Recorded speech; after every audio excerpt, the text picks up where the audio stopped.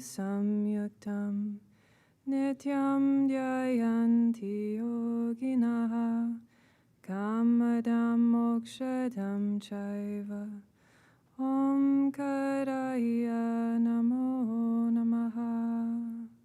Om, united with the source on which the yogis ever dwell, grants desires and liberation. Salutations to the Om Karam. Om Shanti Shanti Shanti.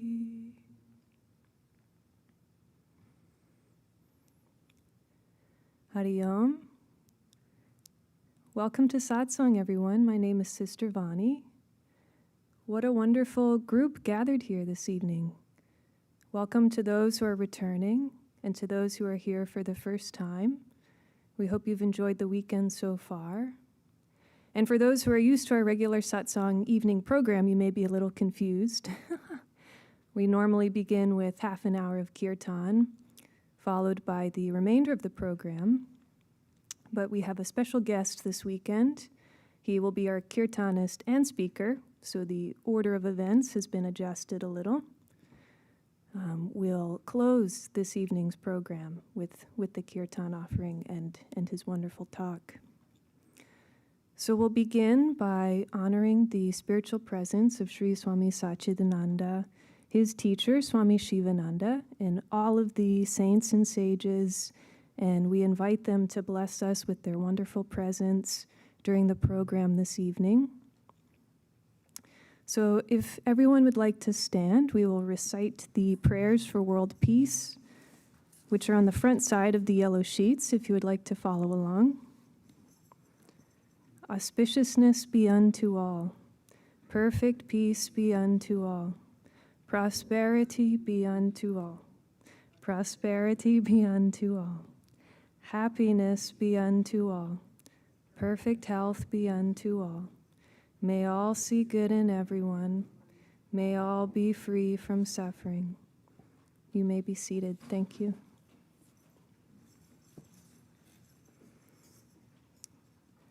So we'll continue with the video of Sri Gurudev, Swami Satchidananda. He will be speaking this evening on love and the secret of youth. And then after the video, we will invite our speaker for this evening. Thank you so much.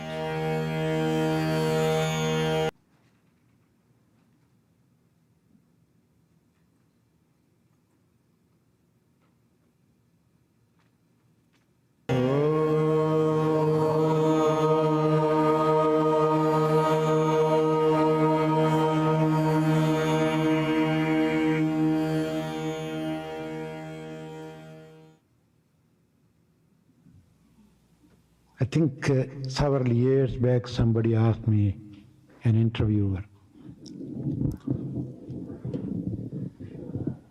you look very young and healthy. What is the secret?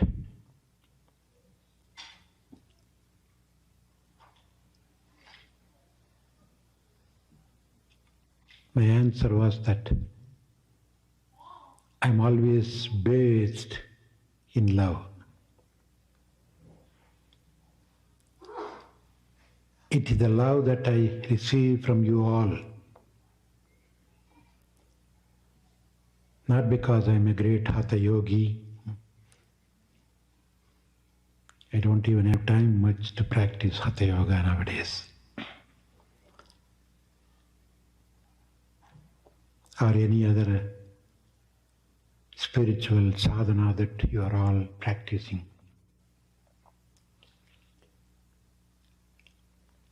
But it is the love. It is your good wishes that keeps me young and healthy.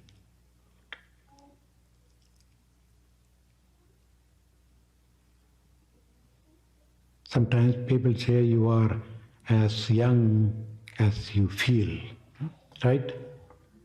But it's not just only you feel, others also should feel that you are young. It's not enough if you feel young. Few months back when I was in Helsinki, Finland,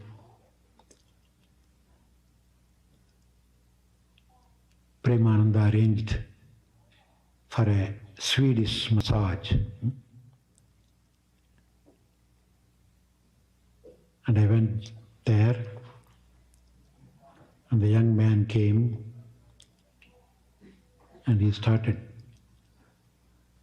rubbing my body. Then all of a sudden he became curious and asked me, "How old are you?" I asked him, "Why don't you guess yourself?" "Well, your beard seemed to be deceiving me."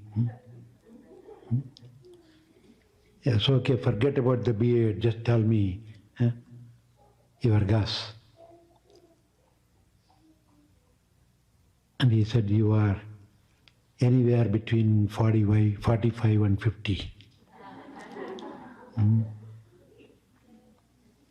And I said, "I am 72. He looked at me, what kind of terrible lie it is. He didn't want to believe me. And the secret is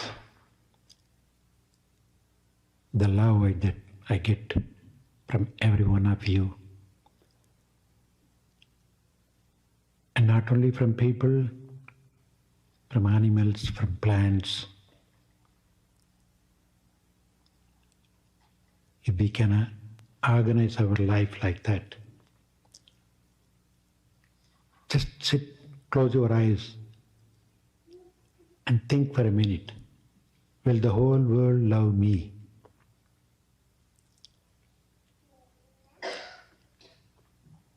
Or how many people don't love me? How many animals won't love me? How many plants won't love me?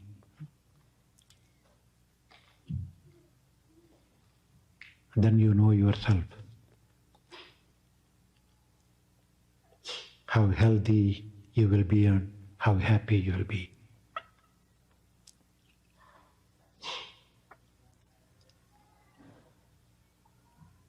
And that is the essential teaching from all the scriptures. God is love. And if you want to experience God, we should express that love in our life. Just as God would love everything and everybody. God loves a rat, a cat, a dog, a donkey, a pig, a sinner, a saint, an idiot, a scholar.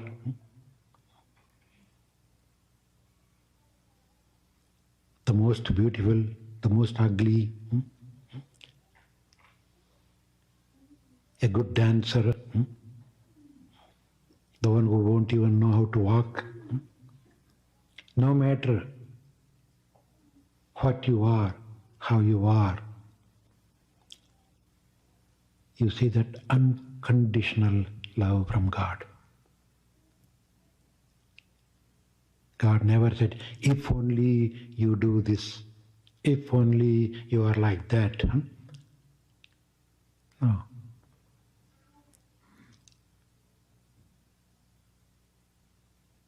That is what you call universal love. And that is what is called God. Often we come across people who say, I don't believe in God. There are a lot of people, non-believers in Russia, they say we don't believe in God.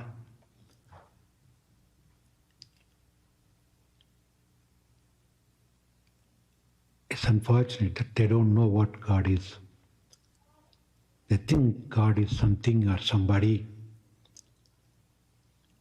And God is presented that way also to people. If only people know who God is or what God is, nobody can say, I don't believe in. That's why we say God is nothing but love. And if you want to experience that God, in your life. Love everything and everybody as God would love.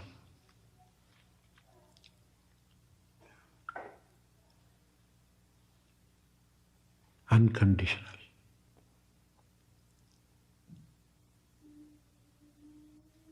On occasions like this, that's what I see.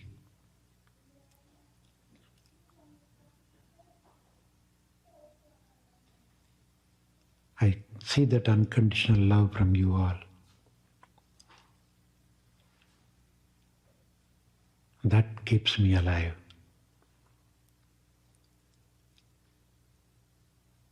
Show the same love to one and all.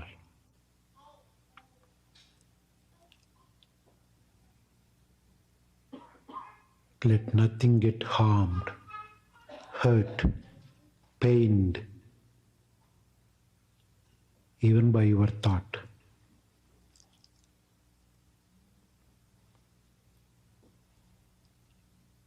It's possible to develop a life like that. It's not impossible because we want it that way. We would want everybody to love us, won't we? We won't want anybody to hate us. The same way, everybody would want that.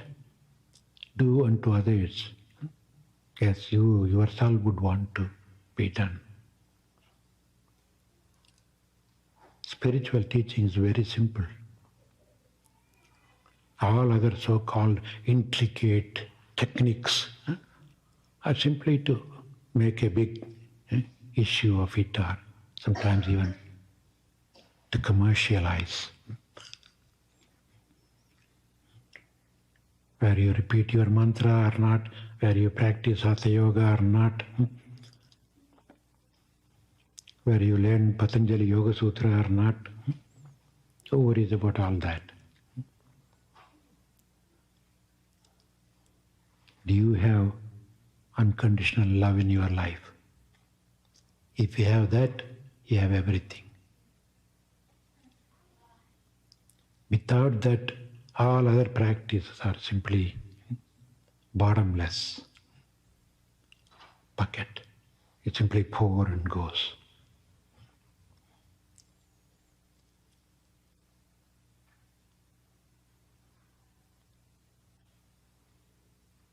So on these holy days, beautiful Hanukkah, Christmas, New Year, Deepavali, all the nice holidays come together. At least during this time, let us reaffirm ourselves to lead a life filled with love.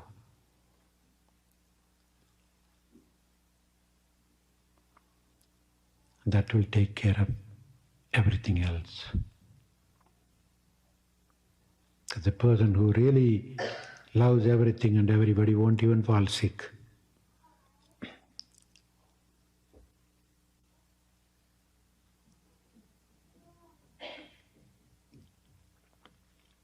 The founder of the homeopathic system, Dr. Hahnemann, when he was tracing the origin of all the so-called toxins or poisons in the system, he traced back to 3 kinds of poisons. I remember one name, psoriasis. I don't know the other 2. Don't remember it. And even when he was questioned, even these 3 toxins, how do they get built into the body? Where do they come from? In one sentence he said, since the man started thinking wrong thoughts, disturbing thoughts,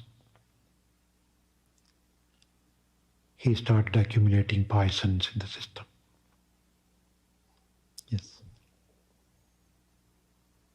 We don't have to blame the poor Taiwan flu, Hong Kong flu, London flu.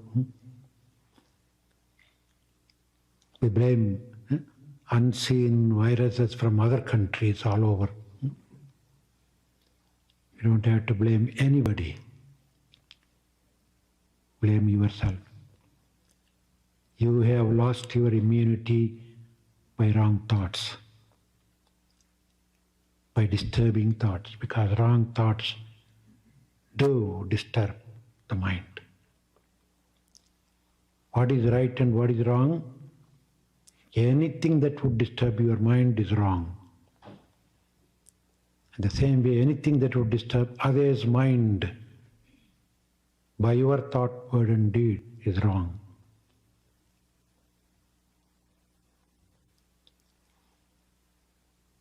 Because of the disturbance, it creates a lot of turmoil in the system.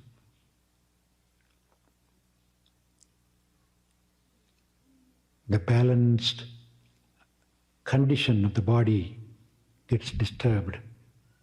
It becomes imbalanced.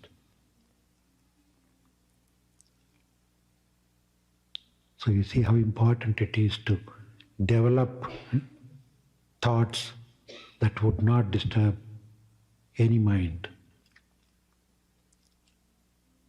Thiruvalluvar says, Manatthukkan Maasilannaadal Anithu Aran Agula Nirapira, which means what is righteousness, what is dharma, aram, dharma, or what is religion, what is the code, or what is the goal. In one sentence he said that, Manatthukkan Maasilannaadal Anithu Aran. I love that particular word, Anithu. He said, that's all. Very simple. He simplified it. And what is it? Manatthukkan Maasilannaadal. To keep the mind clean. To make sure that you do not disturb the mind. Keep it pure. That is all religion. Anithu Aran. That's it. You don't have to read any more books, any more scriptures. And then there was still another one line left over for him. They always just called couplets. 4 words in first line, 3 words in the second line. That's all. So he finished the essence of all the religions in that first line itself. Manatthukkan Maasilannaadal Anithu Aran. That Anithu also is a little extra. That's all. He doesn't have to say that. Keeping the mind clean is religion. That's it. Almost direct translation. Then what should he say the rest? Agula Nirapira. All the rest, nothing. Agula Nirapira. All the rest, forget it. What a great saying. Where do you want to go and what do you want to read anymore? Just this one kural is enough. Make sure that in your life, your mind is clean, undisturbing. Never hurt yourself or hurt anybody. Then you are a religious person. You are a Hindu, you are a Buddhist, you are a Christian, you are a Muslim.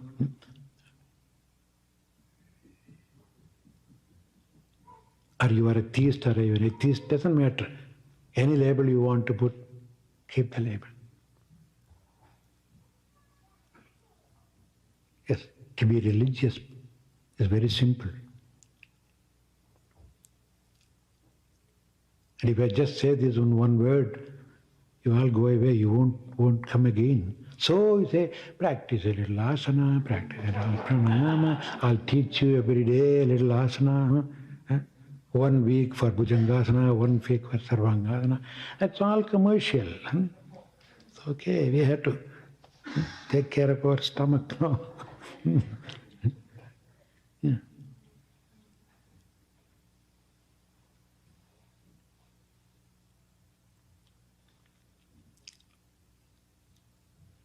Saint Arunagiri, after all the practices, he worked hard to see God. And ultimately he saw God.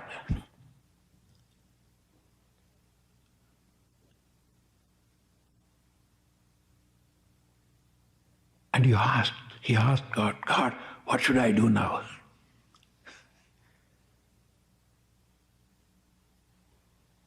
He said, keep quiet.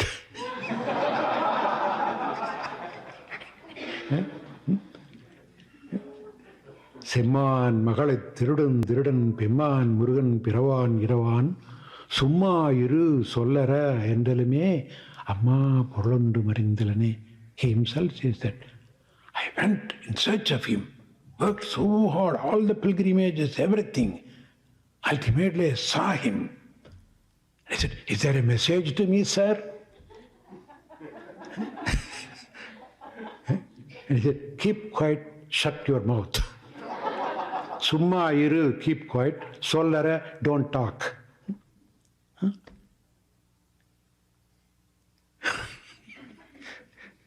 See, that's what. Summa iru means keep your mind clean, calm. Do not disturb it. Blessed are the pure in heart. They shall see God. That's all. Bible says so.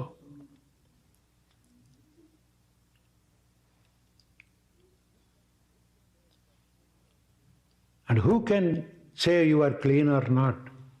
Is there any sort of rubbing stone to find out whether you are clean? Any test whether you are clean or not? Take a little urine, test it and see you are clean. Nowadays, even to get a job you have to have a test nowadays. Nobody can tell you whether you are clean or not. But there is somebody already there to tell you. Just take time to turn within and say, hey, how am I? Ask your own conscience. And that will tell you. The God in you, the conscience in you. If your own conscience says that you are clean, you are pure, that's enough. We don't have to look for others to appreciate you, pat you on the shoulder. Even if the whole world says you are wonderful, if your own conscience doesn't say so, it's all waste.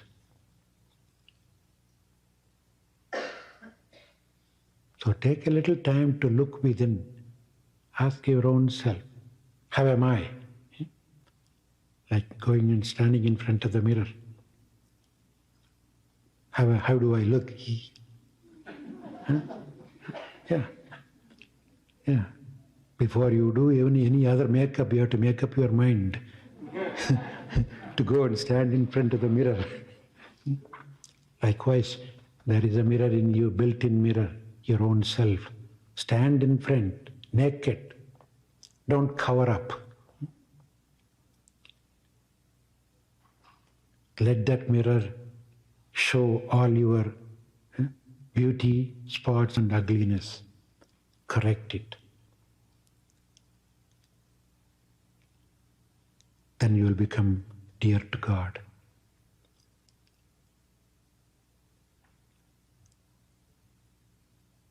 Yo mat bhakta same priya. Bhagavad Gita.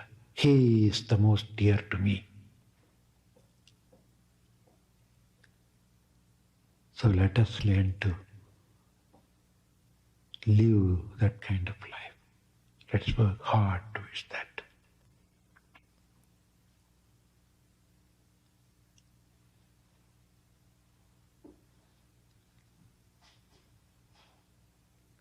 I take this time again to thank you all for encouraging me to continue this humble service.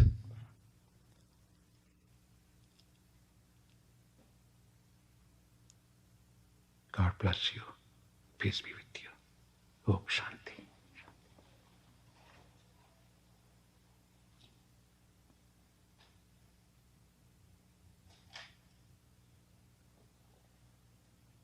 Om Shanti. Thank you. Thank you.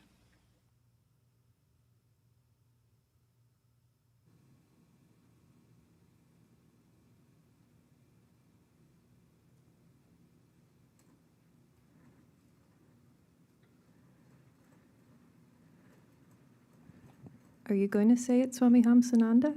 Or is Jai. Thank you so much, Gurudev. What a gift to have those that share the teachings with all of us, helping all of us to continue to grow and learn on our paths. So now we'll introduce our speaker for this evening and also invite our kirtanists up on stage. So we have Dr. Graham Schweig, who's leading the weekend program, The Yoga of Love. He's joined by Leela Shakti Mai and Matt on the drums. So Dr. Schweig is a practitioner of meditation and heart-centered yoga for more than 50 years. He leads workshops, seminars, and lectures on yoga and religion in the US and Europe. He's accompanied by his wife and life companion, Catherine Schweig, who's here this weekend also, who together founded the Secret Yoga Institute. Graham holds a doctorate from Harvard in comparative religion with a specialization in sacred Sanskrit yoga literature. He's a professor of philosophy and religion and director of religion studies at Christopher Newport University, and a distinguished teaching and research faculty at the Graduate Theological Union, Berkeley. Among his more than 100 publications, his translation of the Bhagavad Gita has been used in yoga teacher trainings nationwide. His translation and commentary on Patanjali's Yoga Sutras is forthcoming from Yale University Press, and his book, The Yoga of Love, is also forthcoming, and he has some early release copies available for sale at the table outside of the door, which I'm sure he'll explain more at the end of the talk, but that will follow this evening's program if you'd like to see what's available. So Dr. Schweig, he'll also be leading the Kirtan. Leela Shakti Mai is a student of his. She also studies Sanskrit and serves here at the ashram as the assistant to the executive director. She also gives wonderful talks and is a scholar herself. So such a treat we get both of them this weekend. And then, of course, Matt, who's an amazing karma yogi and serves in so many ways here at the ashram. Thank you for playing the drums this evening, and please welcome our group here.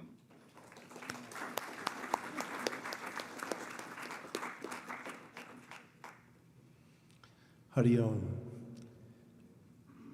So this evening we'll start with three recitations in unison with all of you, the Omkar, then a short verse honoring the Guru and all of our teachers, and then we'll move into Kirtan, where you are invited to sing responsorially with our various chants.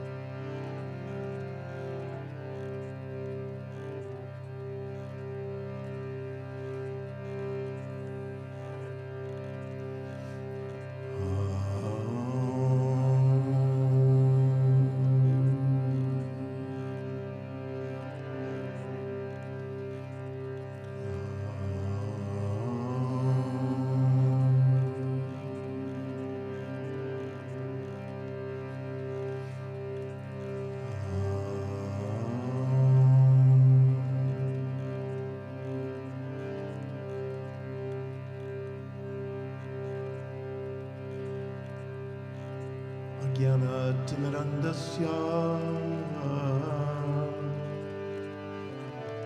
Dhyananjana Shalakaya Chakshurunmilitam Yena Tasmai Shri Gurave Namaha.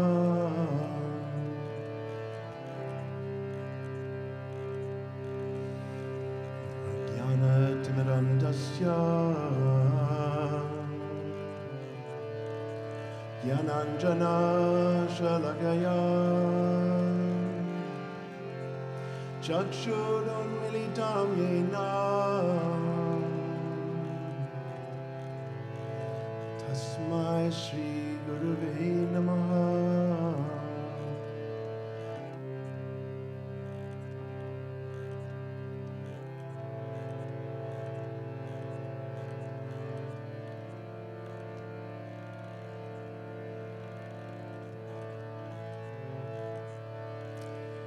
Govinda Jaya Jaya Gopala Jaya Jaya Govinda Jaya Jaya Gopala Jaya Jaya. Govinda Jaya Jaya Gopala Jaya Jaya Govinda Jaya Jaya Gopala Jaya Jaya. Radha Ramana Hari Govinda Jaya Jaya Radha Ramana Hari Govinda Jaya Jaya. Govinda Jaya Jaya Gopala Jaya Jaya Govinda Jaya Jaya Gopala Jaya Jaya. Govinda Jaya Jaya Gopala Jaya Jaya Govinda Jaya Jaya Gopala Jaya Jaya. Radha Ramana Hari Govinda Jaya Jaya Radha Ramana Hari Govinda Jaya Jaya. Radha Ramana Hari Govinda Jaya Jaya Radha Ramana Hari Govinda Jaya Jaya. Govinda Jaya Jaya Gopala Jaya Jaya Govinda Jaya Jaya Gopala Jaya Jaya. Govinda Jaya Jaya Gopala Jaya Jaya Govinda Jaya Jaya Gopala Jaya Jaya. Radha Ramana Hari Govinda Jaya Jaya Radha Ramana Hari Govinda Jaya Jaya. Radha Ramana Hari Govinda Jaya Jaya Radha Ramana Hari Govinda Jaya Jaya. Govinda Jaya Jaya Gopala Jaya Jaya Govinda Jaya Jaya Gopala Jaya Jaya. Govinda Jaya Jaya Gopala Jaya Jaya Govinda Jaya Jaya Gopala Jaya Jaya. Radha Ramana Hari Govinda Jaya Jaya Radha Ramana Hari Govinda Jaya Jaya. Govinda Jaya Jaya Gopala Jaya Jaya Govinda Jaya Jaya Gopala Jaya Jaya. Govinda Jaya Jaya Gopala Jaya Jaya Govinda Jaya Jaya Gopala Jaya Jaya. Radha Ramana Hari Govinda Jaya Jaya Radha Ramana Hari Govinda Jaya Jaya. Radha Ramana Hari Govinda Jaya Jaya Radha Ramana Hari Govinda Jaya Jaya. Govinda Jaya Jaya Gopala Jaya Jaya Govinda Jaya Jaya Gopala Jaya Jaya. Govinda Jaya Jaya Gopala Jaya Jaya Govinda Jaya Jaya Gopala Jaya Jaya.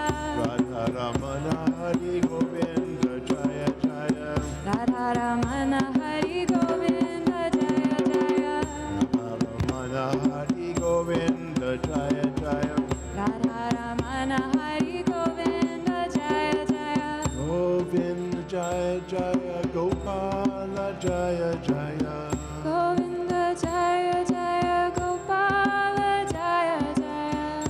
Govinda Jaya Jaya Gopala Jaya Jaya Govinda Jaya Jaya Gopala Jaya Jaya Radha Ramana Hari Govinda Jaya Jaya Radha Ramana Hari Govinda Jaya Jaya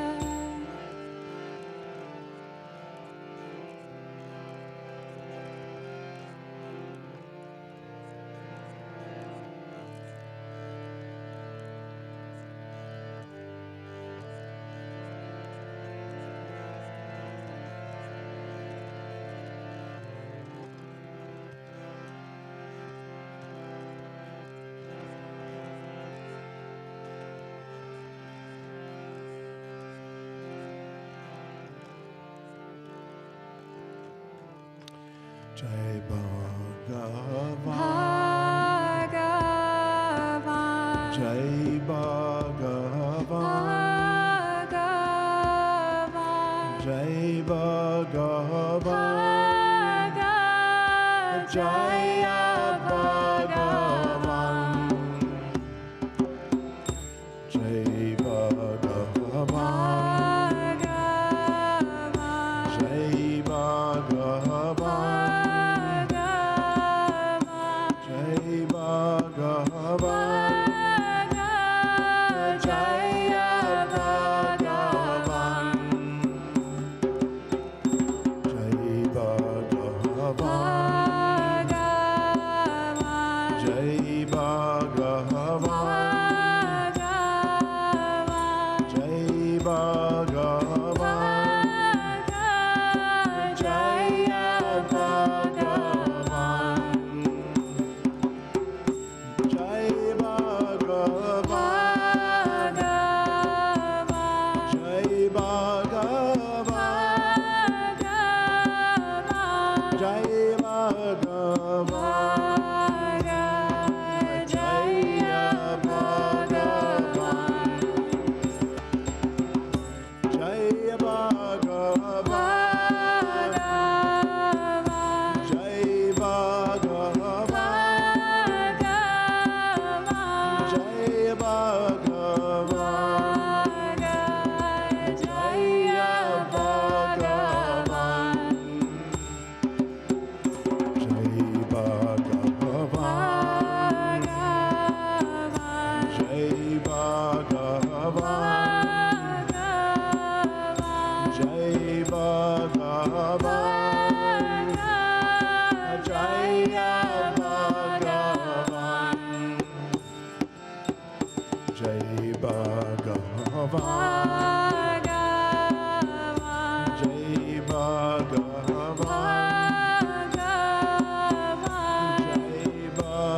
Bhagavan Jaya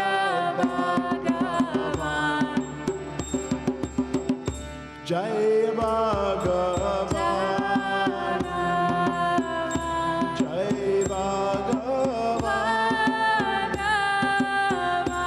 Jai Bhagavan Jai Bhagavan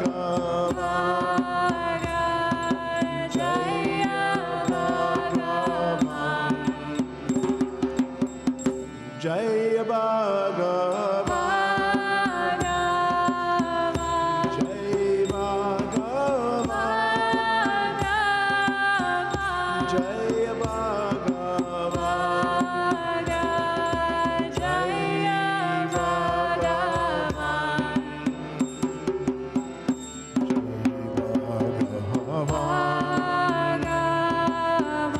Jai Bhagavan Jai Bhagavan Jaya Bhagavan Jai Bhagavan Jai Bhagavan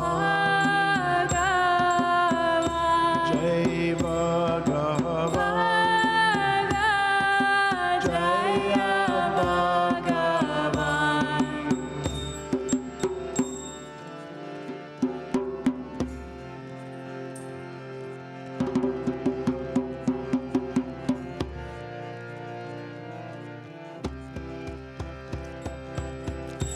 Hare Krishna,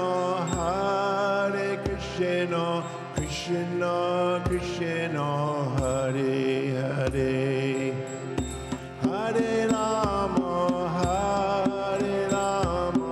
Rama Rama, Hare Hare. Hare Krishna, Krishna Krishna, Hare Hare, Hare Rama, Rama Rama, Hare Hare. Hare Krishna, Krishna Krishna, Hare Hare, Hare Rama, Rama Rama, Hare Hare. Hare Krishna, Krishna Krishna, Hare Hare, Hare Rama, Rama Rama, Hare Hare. Hare Krishna, Krishna Krishna, Hare Hare, Hare Rama, Rama Rama, Hare Hare. Hare Krishna, Krishna Krishna, Hare Hare, Hare Rama, Rama Rama, Hare Hare. Hare Krishna, Krishna Krishna, Hare Hare, Hare Rama, Rama Rama, Hare Hare. Calling out. Hare Krishna, Krishna Krishna, Krishna Hare Hare, Hare Rama, Rama Rama, Hare Hare. Hare Krishna, Krishna Krishna, Hare Hare, Hare Rama, Rama Rama, Hare Hare. Hare Krishna, Krishna Krishna, Hare Hare, Hare Rama, Rama Rama, Hare Hare. Hare Krishna, Krishna Krishna, Hare Hare, Hare Rama, Rama Rama, Hare Hare. Hare Krishna,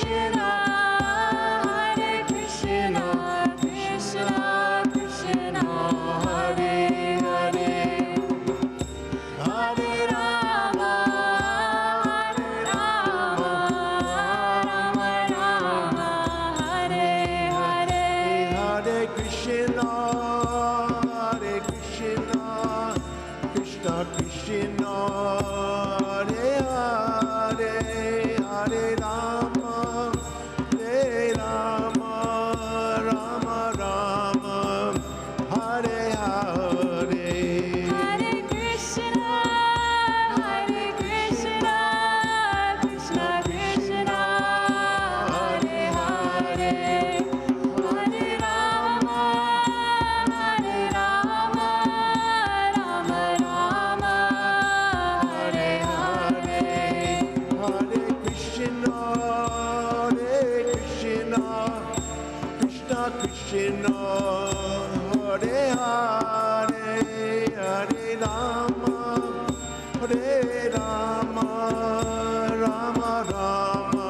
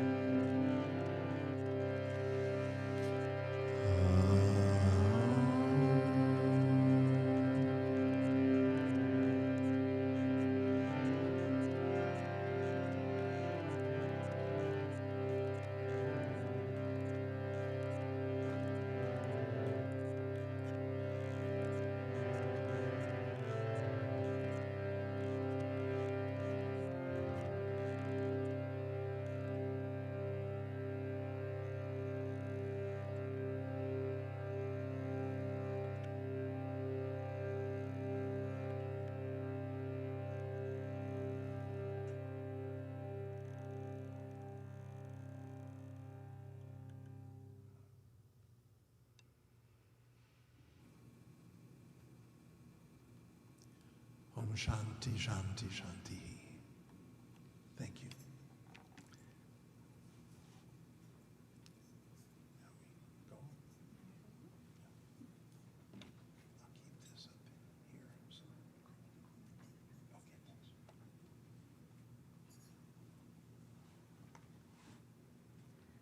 Thank you so much to our Kirtanists Matt, Dr. Schweig, and Leela Shakti Mai.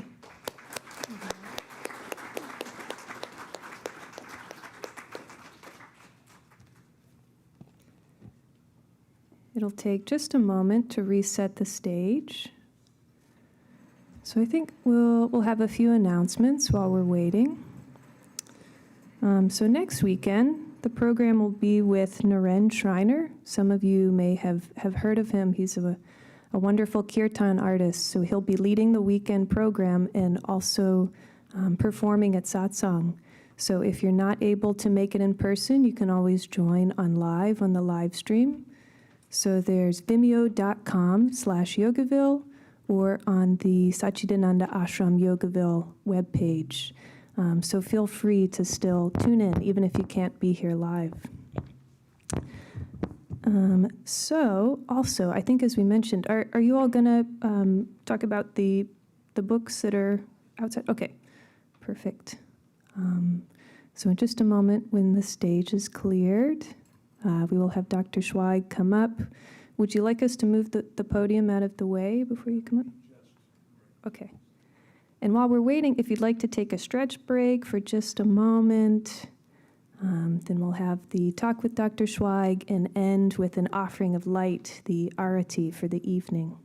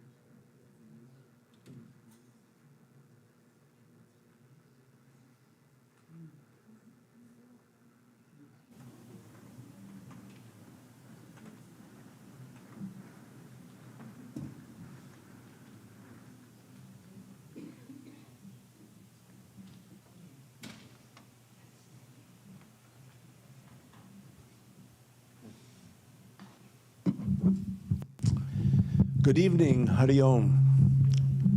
Ooh. Is it cooperating now? Okay, good. Okay. Well, first of all, I'd like to thank the administrators at Yogaville for making the arrangements for me to be here, and especially Krishna, Leela Shakti Mai Devi. Yes, now I can figure out my words. Leela Shakti Mai also went to a lot of trouble to help make this possible, so thank you, thanking her. And my talk tonight is, I'm glad to be here. We were here a year ago, and I was thinking about what I would present tonight. And I thought, since I've been here many times, and I'm comfortable with this audience, and I have friends here, I would try something that I've never done before. So if it doesn't work out, Too bad. You're part of the experiment. So, and what is different about this is an autobiographical recollection about discovering the yoga of love. I thought, where did all this begin for me? And I don't usually think about that. And I think that each of us can think back on the little things that occurred in our lives that all added up to where we are now. So I never really reflected that way. So I thought, well, maybe I'll do that with my friends here at Yogaville. And part of that history was encountering Swamiji, Gurudev, at a retreat in New Jersey, as I've mentioned to some of you in the past. It was a 2-week retreat at an abandoned nunnery or something. We were all there for 2 weeks with Swamiji. I believe you were there. I think I remember. You were not there? I remember some of you, but I guess it's faded. So, I mean, the second worst thing about growing old is losing your memory. It's the second worst thing. What's the first? I forget. I'm sorry, Swami. You know, but thank you. I thought no one was going to ask. I thought no one cared. You care. Yes, exactly. So my journey really begins way back as I thought of it.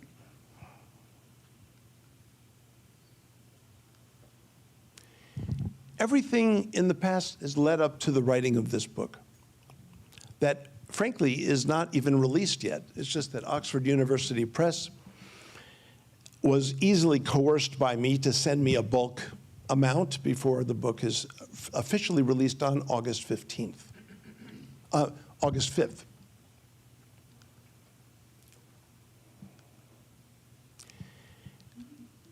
As I can remember back as early as age 5, growing up in Bethesda, Maryland, before we moved to Washington, D.C. I remember that during Christmas, and Swamiji, Gurudev was just speaking about the holidays, I remember just a second ago. And I remember back in the day when snow would fall plentifully back in those days. And I remember going outside of my home in the front yard when everything was quiet because there was 2 feet of snow on the ground. And I would gaze up at the snowflakes and just wonder, what is this about? It was beautiful. I remember seeing the snowflakes. And I knew a Christmas song that I didn't really understand, but I knew the words and I loved the melody, Silent Night. And I kept singing it, and I was out there for hours. My mother kept peeking out, what is he doing out there? And I was singing and looking up at the snow falling. And I was thinking, what is this all about? What is the point of all of this? So this is the earliest memory I've got, really, of my childhood. And I asked, what is the point of it all? To what does everything point? And I began really looking at this in a literal way. In terms of architectural cupolas, they're all pointing up in the sky that sent down the snow, the snowflakes. What was it all about? So the internet is, of course, fantastic facility, right? You can look up anything. So I found my elementary school when I was 6 and 7. And even that school was pointing upward, the cupola. Why was everything pointing up? What was the point of that, literally and figuratively? Even where I teach now, there's a cupola pointing up. Everything is up there. What's up there? Now, this is an amazing find. This is my elementary school, where I went to school when I was 7. And I had a class. I figured out exactly where the class was. On the second floor, in these 4 windows. The teacher stood up here, and I sat way in the back, the last row by the window. And I learned nothing. I gazed out the window. I sat right by that window. In fact, I think I can see me in there. No, I think there's someone else. But I can remember this vividly, looking out the window at what? The church across the street. And what was it doing? Pointing up. Everything is pointing up. Am I supposed to go somewhere? What is up there? Now, this church I used to pass by as I walked to school. I don't know why my parents didn't drive me, but it took me a half hour to walk to school at age 7. Back then, it was safe to walk. Now, probably not. But when I walked to school, I saw the front of the church, whose side I would gaze at all day long from the classroom, learning nothing but enjoying the gazing upon this architectural structure, which seemed to be pointing to something. But then I realized, in reviewing all this, how I also, when I walked by the church, I was fascinated by this architectural mandala, if I may call it that. What is that about? I always thought it was beautiful. But what is it? Why is it? And then when I was 13, I was bar mitzvahed. My family was not very religious. They were very culturally minded. My mother was an artist, fine artist, and a poet and a writer. My father, a psychiatrist and psychoanalyst, which many of you may have guessed by now. It takes its toll on children. And can you imagine this? My father asked me at age 9, Graham, do you know what the difference is between a psychotic and a neurotic? I said, how do I know the difference? I don't even know what, I'll tell you, he said. I was trying to tell him that I didn't even know what either was. He said, a psychotic says 2 and 2 is 5 and is perfectly happy with that. But a neurotic says, I know that 2 and 2 is 4, but I can't stand it. That's a neurotic. And I mentioned this to him in his last year of life. I said, Dad, why did you tell a 9-year-old boy, what the difference was between a psychotic and a neurotic? He said, I do remember saying that. I have an update. Okay, what's the update? He said he had his wits up to the day he left. He was gradually getting sickly. The body was, sort of breaking down. But his wits were about him up to the last day. He said, Graham, the neurotics build castles in the sky. The psychotics live in the castles, and the therapist collects the rent. I said, that answers everything. Thank you, Dad. So, he was a sort of a scientific mind, but he was also fascinated with people's inner worlds, their histories, what makes them who they are. And he avoided drugs as much as possible. He hardly ever prescribed drugs as an MD, but always believed that one could heal oneself, and he could assist in that. So I was bar mitzvahed here. And interestingly enough, the passage I read was not normally the area of the Bible one reads during a bar mitzvah. I chose I'm not even sure why, I chose the book of Jonah.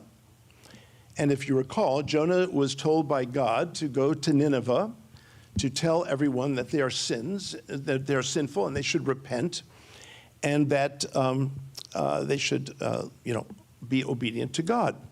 And Jonah said, fine, I'll do that. And as soon as God went away, he ran the other direction. And then he ended up in the belly of a whale because the people on the ship determined that he was making the ship go crazy. So they threw him off the ship and he landed in the belly of the whale, and the whale spit him up on the beach at Nineveh. So he ended up at Nineveh where he was supposed to go in the first place. So maybe my life was a little like that.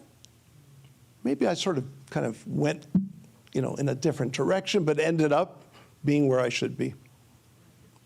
Now, I'm glad I wasn't having the task of Jonah. Imagine having to tell the whole, a whole city that they're all sinners and that they should repent and obey God. I mean, that's not a light task.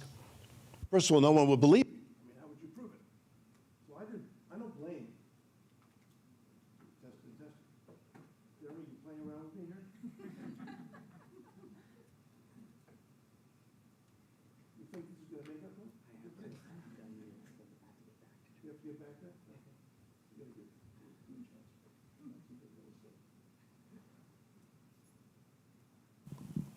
Testing? Good. Okay. So there I am getting bar mitzvahed. But I didn't really get much from Judaism. I liked certain aspects of Judaism that I could tell. My mother was able to convey to me some of the really fine aspects of Judaism that she embraced. But that's as far as I went. I just knew there was more. So there I am with my parents. I'm standing on a step higher to reach them.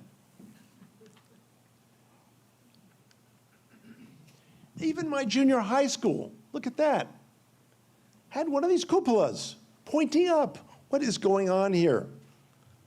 I always ask, why all these, why is everyone pointing up? Oh, this Neo-Georgian architecture, Jeffersonian architecture, seemed to have these cupolas pointing up.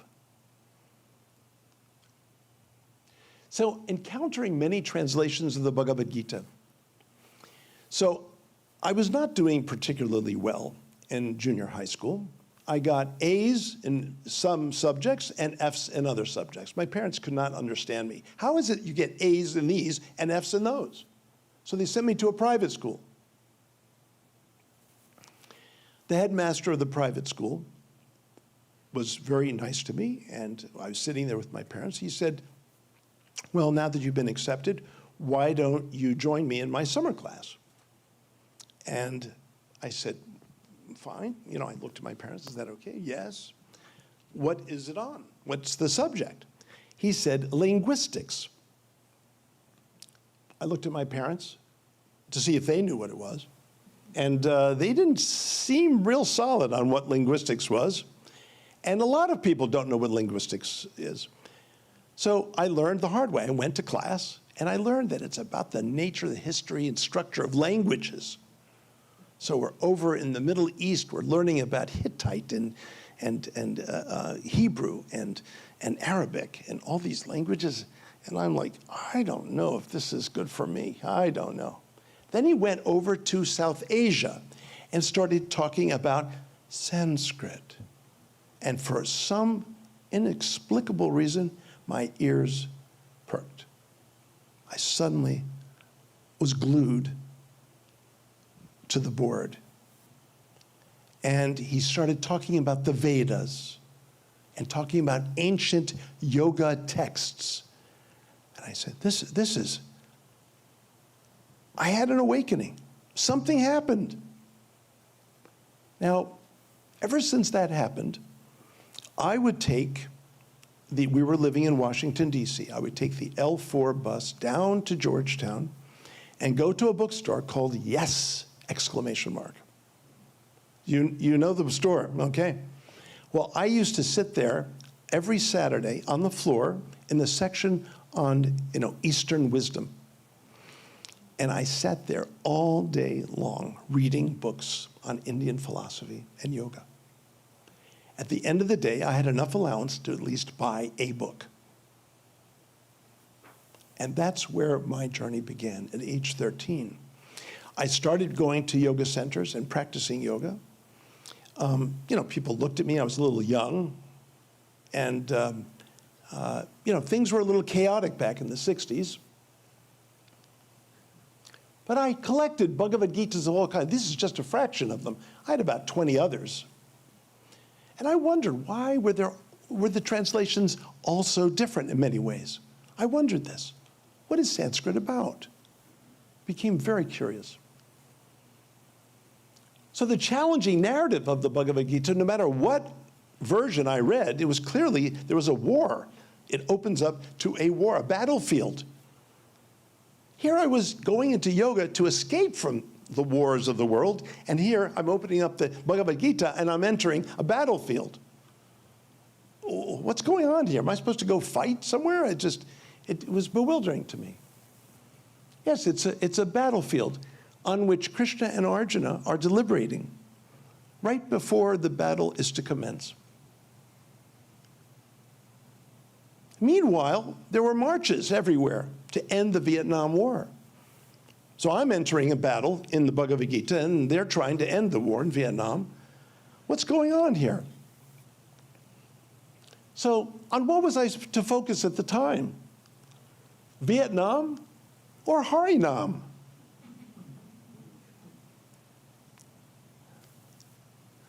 End the war in Vietnam, endlessly dwell on Harinam, and end the war within. That's what I finally got. The war, all war, begins within. Unless we take care of that war, wars will be then enacted outside. So I learned to appreciate the sacred dialogue of the Bhagavad Gita. So much so that I asked my parents at age 15 if I could drop out of high school. These are educated people. They're looking at me like, what? You want to drop out of high school? I said, yeah, I'm not learning anything, but I'm learning so much from the Bhagavad Gita. And I just found the Bhakti Sutra, and I found the Yoga Sutra, and I'm learning so much from these, I can learn myself.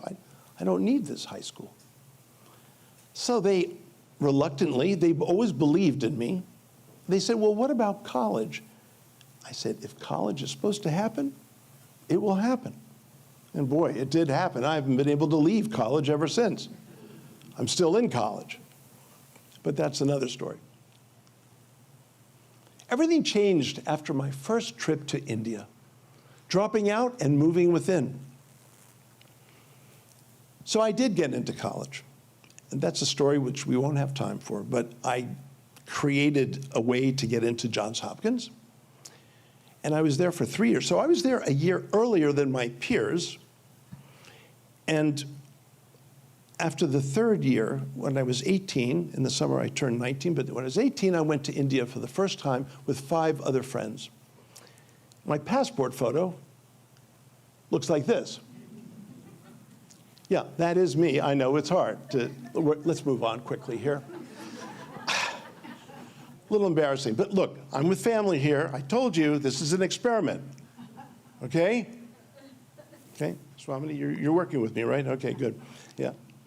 So, graduate studies in comparative religion is what I entered into. Ultimately, from Johns Hopkins, I graduated, went to University of Chicago, but I shifted over to Harvard University. And this is what I worked with. I wanted to see what different religious traditions were saying and whether there were any resonances. They were so different. When I studied each tradition, they were so different in so many ways, and yet there was something that resonated in a familiar way between the two. So there I am, going off to Harvard Library. This library is absolutely the scariest dungeon I've ever been in. They have no floors. They only have book stacks. Can you imagine this? 8 stories high of book stacks. And what you walk on are these little planks between the stacks that are held up by different portions of the stacks. And it's very dark. And the building is in a kind of U shape, and it goes very deep into the ground. It goes very high up. into upper floors. And I remember several times getting so lost in there, I couldn't find the way out. There's one little door through which you enter. Because you have to show your Harvard card, ID, and then you get to go in. I got lost in there many, many times. But when I did find my way into the right stacks, once again, I found myself with books that I needed to explore and look at and read from ancient India. So I eventually was to get a PhD from Harvard in the Center for the Study of World Religions. I even was a teaching fellow. That's another incarnation of me in this life. So in comparison to other world scriptures, the Bhagavad Gita opens up and doesn't sound like any of the other scriptures. What's happening on the battlefield, Dhritarashtra is asking. And what I realized, and what I've been teaching lately, and when I lecture on the Bhagavad Gita at the Smithsonian, and we talked about this earlier today in my workshops, is that the Bhagavad Gita does not front-load divinity, but it front-loads the human condition. And that is far more universal than front-loading a particular vision of God. The human condition is universal. It applies to everyone, everywhere. And that's what the Gita front-loads, the nature of the human condition. So there I am in my present university a few years ago with 90 students, which they sometimes load me up with. And I love to take my students outside on a nice day, and so here we are. And I'm trying to teach these students about the Bhagavad Gita, how it applies to their lives. Many of the students take the course because it fulfills a certain requirement. You know how it is in college. Got certain courses will apply to certain parts of your education that are required. And some people would take my courses as an option. But there they are, and here I am, and I'm teaching Bhagavad Gita. How do you begin with it? How do you start with the Bhagavad Gita? How do you make this text their own? Well, the first thing I do is tell them that they don't have a fully developed brain. This, of course, will make Bhagavad Gita very attractive. By humiliating them and being condescending, you do not have a fully developed brain. You're missing a prefrontal cortex. And this university expects me to teach you one of the most amazing pieces of literature in the world with the part of the brain you have currently. I am terribly, but some reason students like me. I don't know why. I'm so condescending. Sometimes it scares me. But here I am. I love teaching the Bhagavad Gita to students because when they find out what it really says, their minds are completely blown. They're amazed. They're amazed that this text, so ancient, so foreign in culture, that it speaks to them today. That's a real wow. That's the wow I expect to have these half-brained students experience. So I finally came out with my own translation years ago, as many of you know. That was about 15 years ago. And I discovered things in the Bhagavad Gita back then that I had not, prior to the time, realized that was there in the Bhagavad Gita. So this is a text that keeps on giving. It doesn't stop. It keeps on giving. And just last week, I've been discovering some things that I never knew were there. And it's only 700 verses.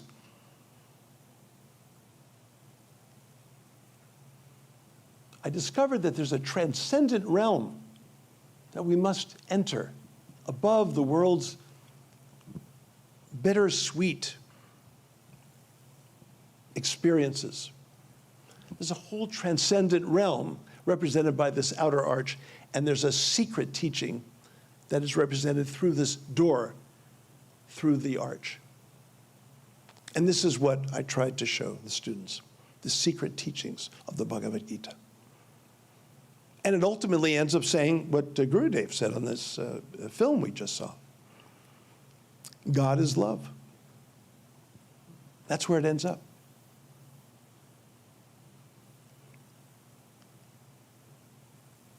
So the human condition, this conflictual dual nature, is where the Bhagavad Gita begins, as so many other sacred texts in India. It starts there with the human condition that must be addressed. In order to be able to transcend it, you need to understand it.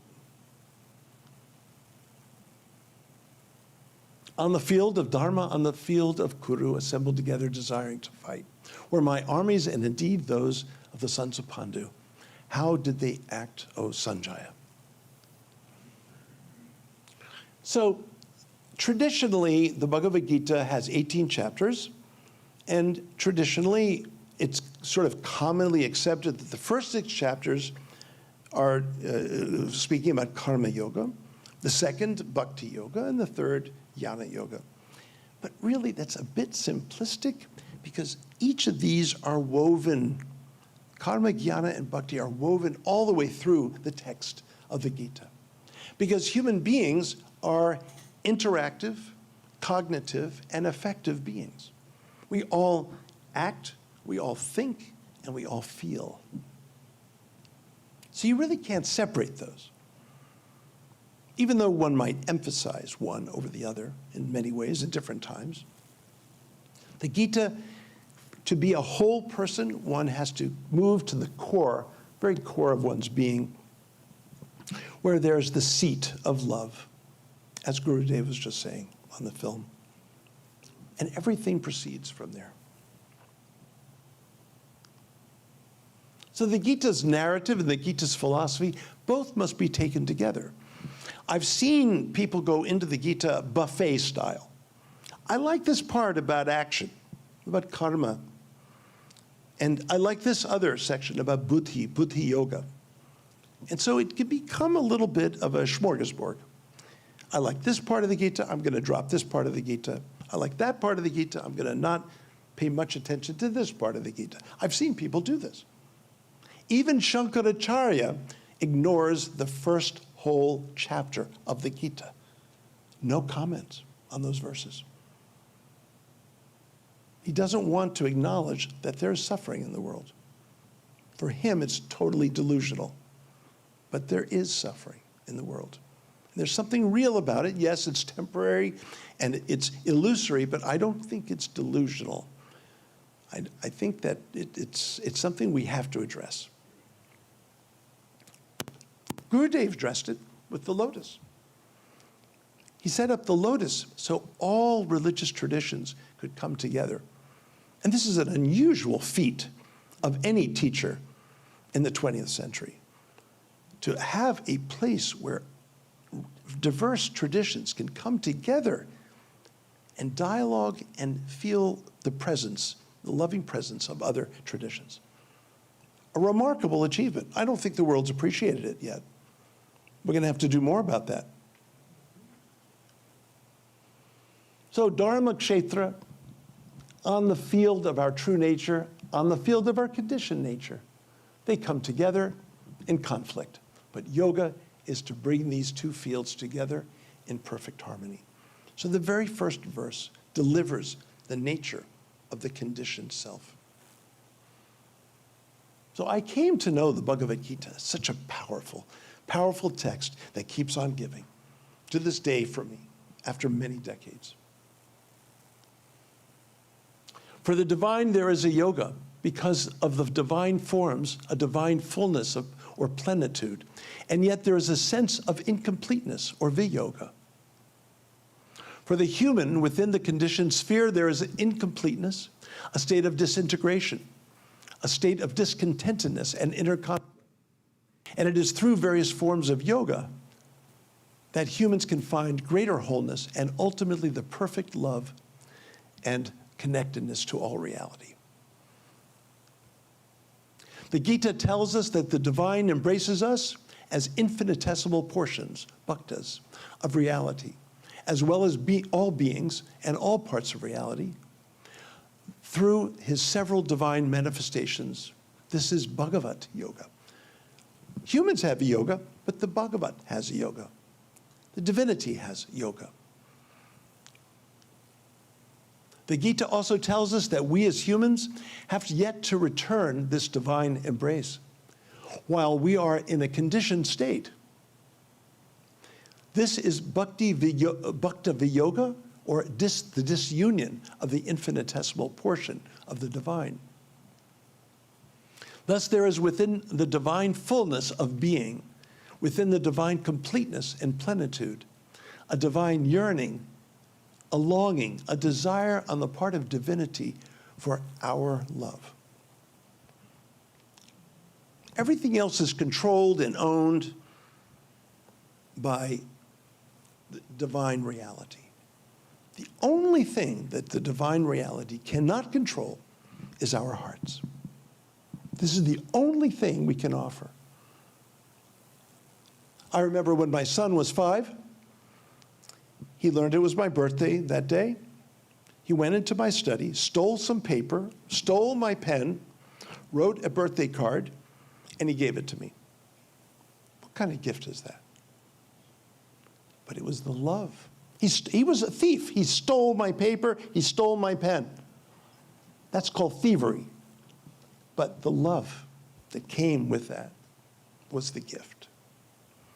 So we don't really have anything that we can offer divinity. But if it carries our affection for the divine, then that is an offering. Therefore, divinity sends out a love call to all in and through everything, a Gita, or a divine love song in the form of his teachings or the sounding of his flute.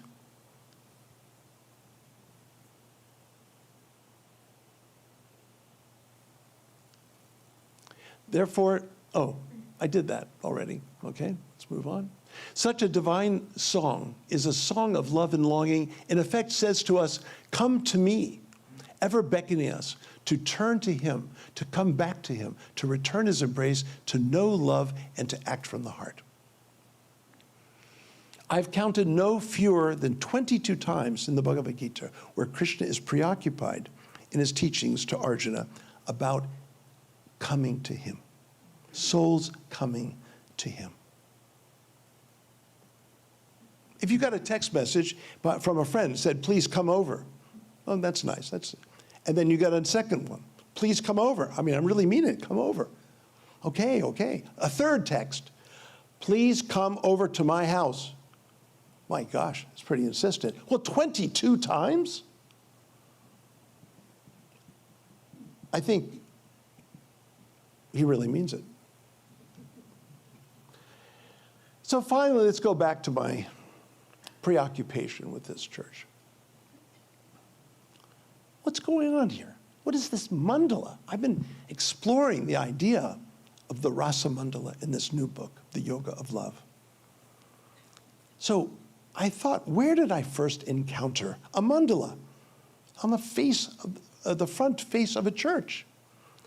Back as I walked to elementary school, which I dreaded, by the way.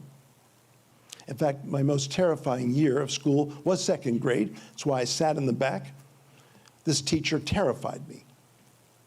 I just thought she was there. She was a devil from hell. And I was there to be tortured. So I sat in the back and I looked out the window. And I did not do well. School has always been a problem for me. I know it may not seem that way. Later on, it was still a problem just to get through. Everyone knows how hard it is to get into Harvard. Does anyone tell you how hard it is to get out?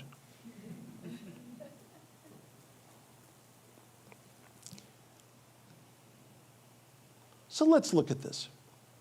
This mandala, if you'll notice, has 12 radiating forms. Well, it just so happens that the heart chakra has 12 petals, right? The first chakra, the Muladhara chakra, has 4 petals, right? The Swadhisthana chakra has 6, I think. And the Manipura chakra has 10, and the Anahata chakra, the heart chakra, has 12 lotus petals. That's how many formations, radiating formations, this mandala on the church has. So I superimposed the heart chakra on this. Look how perfectly it fits. So basically, I didn't know it at the time, but I was staring at my heart on a building.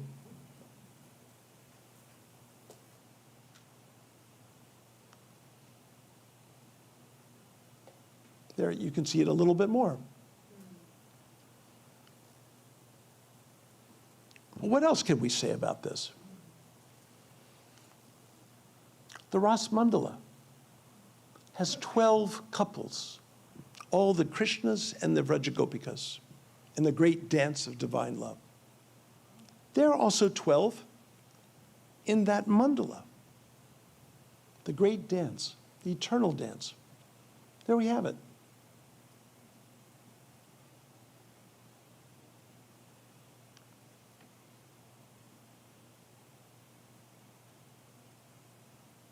Look how Radha and Krishna are perfectly centered in that mandala. How about this one? Okay, let's bring this home. 12 petals. How about that? Gurudev knew what he was doing. You ready? I mean, are you ready? You can leave now. This is too much, okay? Here we go.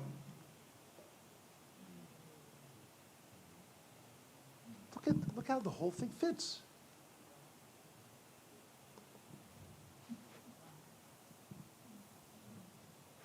The conclusion of my book, The Yoga of Love, is saying that the dancers, the Vrajagopikas who link arms, is a great symbol of religious pluralism. They're all dressed differently. They all look different.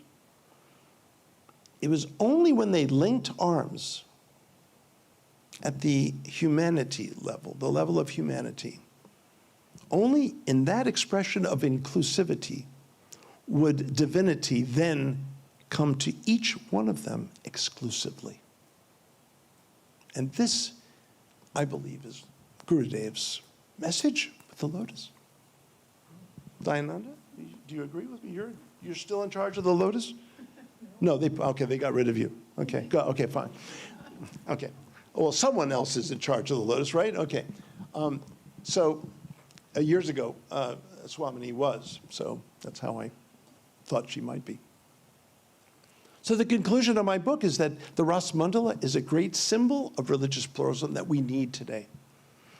Religions sometimes get it backwards. They claim exclusivity first without the inclusivity dimension. That's a problem. That causes tension. This is the painting that I commissioned from an artist up in Bethesda, Maryland, Kim Waters, whose work is just beautiful. And she also paints the picture of Krishna playing the flute, calling us all, as the front picture of the book. But I have reproductions. In fact, last year, I believe people were asking me, do you have reproductions of the Vrajagopikas and some of the paintings that she incorporated in this work? So I do. I finally got them. So they're out there. And you can see the overlay of the heart chakra on the Ras Mandala itself. That works too. So the whole idea, as I mentioned this afternoon to the seminar participants, is that this book relates a whole drama, which is, in effect, a dramatization of the inner workings of the heart. That's what it's about, the inner workings of the heart, the turnings, the vritta, the pure turnings, not the conditioned turnings, can be read both ways. We talked about that one, remember? The positive and the negative senses.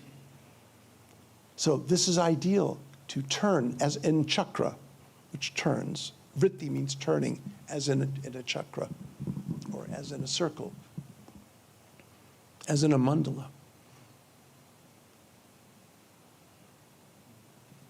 Here I've superimposed Gurudev's yantra, interreligious yantra, on the Ras Mandala. Again, it works beautifully. 12 lotus petals, 12 sets of dancers.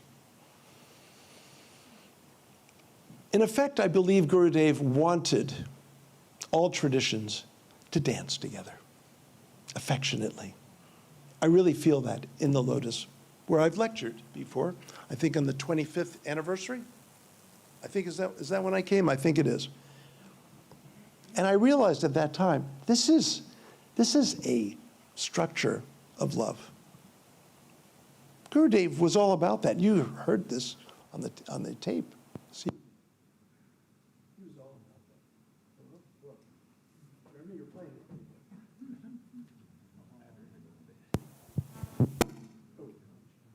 Oh, we're doing another one? Yeah, we're going to do this dance. Musical one? The theme of the night, right? It's a dance. It's a dance, okay. I don't know what he calls a dance. Okay, here we go.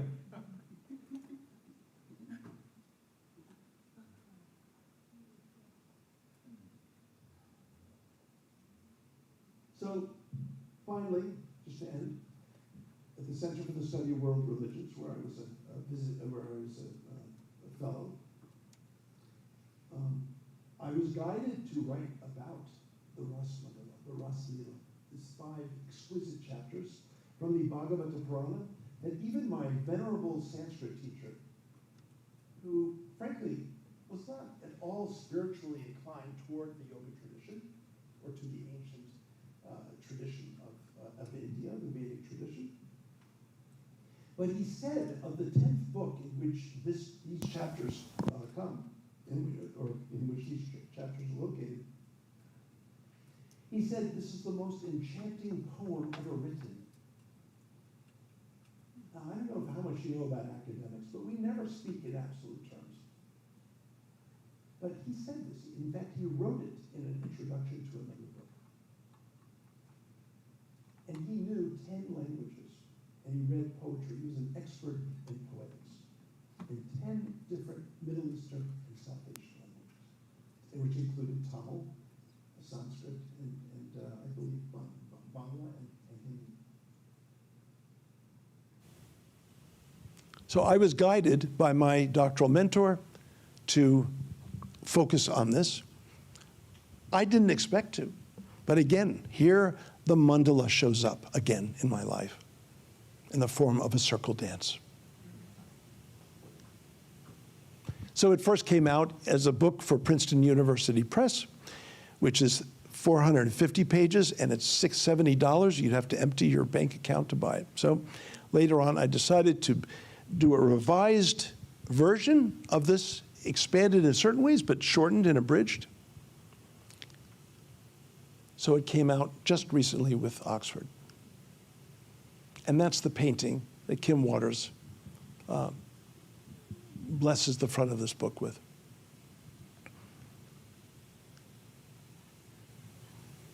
And reproductions of this is out there in a tiny little small size that can fit right into your heart, or a big one that you can frame. These are all on museum archival paper, and it's a chiclet process, so it's not a photograph. So I put them all in protective sleeves, because if there's any moisture that gets on them, it will run. The paints will run. So these are actual digital painting reproductions of the original. They're a little more expensive, but they come out exquisitely. You will see. Even if you don't get them, take a look at some of these.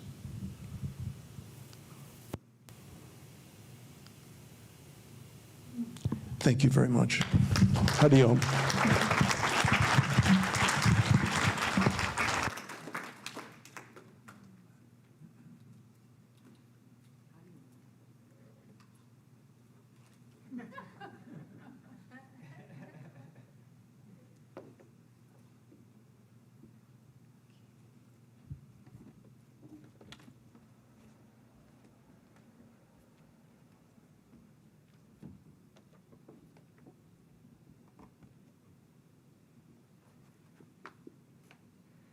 Thank you so much, Dr. Schweig.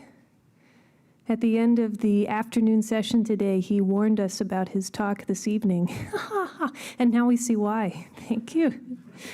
It was so fun to hear the backstory about how all of this came about. And thank you for sharing those profound teachings and images. It's very inspiring. And connecting it with the integral yoga approach here. Thank you so much. Okay, we'll close this evening with an Arati, an offering of light. So a smaller candle light on the stage representing the divine light within will be offered to a larger light representing the cosmic light. And then the light will be offered to the sages and saints around the room, and finally to all of us here in the audience. So when the light is offered to those of us in the audience here and on the live stream, you're welcome to choose to extend your arms and draw the light towards you, bring it in, and then we'll close for this evening. So if you would like to stand, we'll recite the Jyoti chant.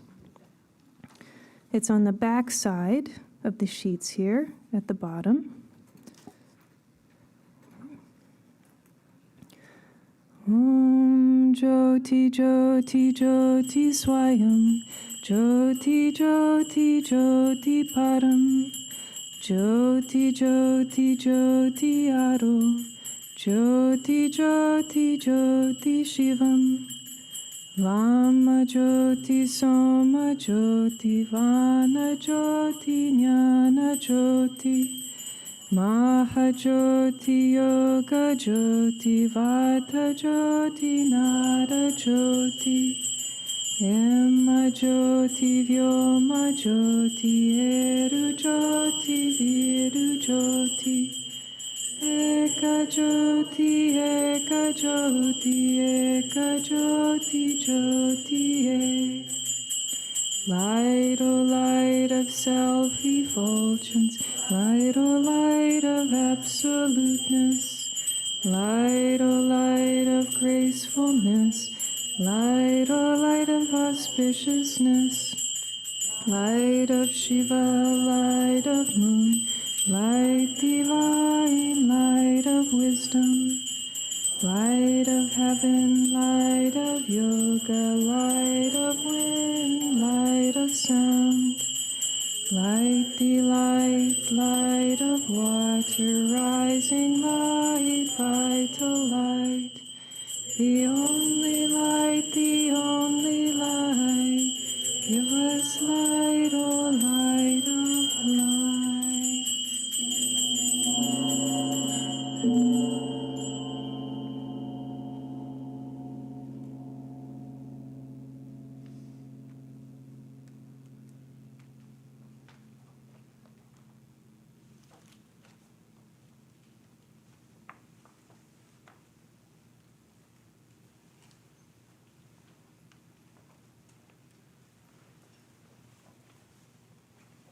You may be seated in the closing prayers.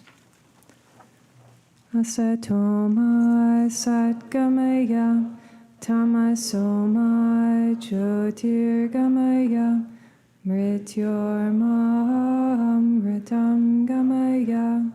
Lead us from unreal to real.